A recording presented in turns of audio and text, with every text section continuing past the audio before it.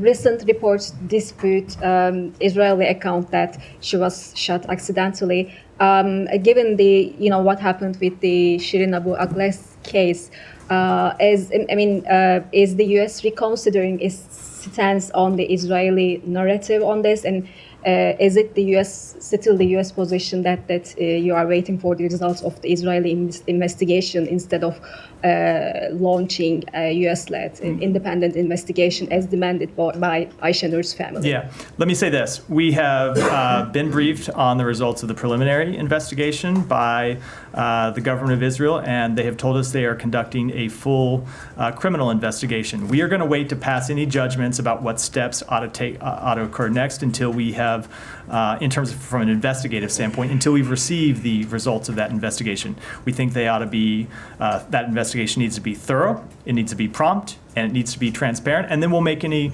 determinations at the conclusion of that investigation. But that said, as the Secretary said earlier this week, even knowing what we know now, we know enough to know that the Israeli security forces need to make changes in the way that they are operating in the West Bank, because you have now seen not just one, but 2 American citizens killed as a result of what the Israeli forces the Israeli forces admit themselves were fire from in this case the IDF. So it's very clear that they do need to make changes in their rules of engagement. We're going to continue to press them on that, and that I think is a different question than the one about the investigation. But my point being, we know enough now to know that there are changes that need to be made. And just a quick follow-up: what changes do you expect from Israel, and what consequences?